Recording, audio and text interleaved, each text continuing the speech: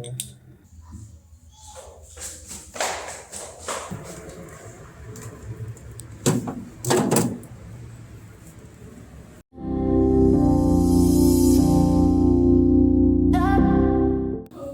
Everyone, welcome back to my YouTube channel. तो Friday का दिन है, कैंडल्स का ऑर्डर आया है जो कि अर्जेंटली दोपहर तक डिलीवर भी करवाना है। तो सोकर भी लेट उठे हैं अराउंड 9:30 और 10, तो जल्दी जल्दी के नाम है कैंडल्स बना रहे हैं। फिर मैं सोच रहा था सलून जाने के लिए, लेकिन आई डोंट थिंक टाइम मिलेगा सलून जाने का। तो जल्दी से कैंडल्स बनाते हैं, क्योंकि फिर कैंडल्स इतनी देर में सेट होगी, इतनी देर में हम नहा लेंगे, क्योंकि नमाज का टाइम हो जाएगा, फिर नमाज छोड़ नहीं सकते हैं। बाकी यहाँ पे कैंडल्स बनाने के लिए वैक्स मेल्ट करने के लिए रखी थी, लेकिन गैस मैंने जलाई ही नहीं थी। वाह,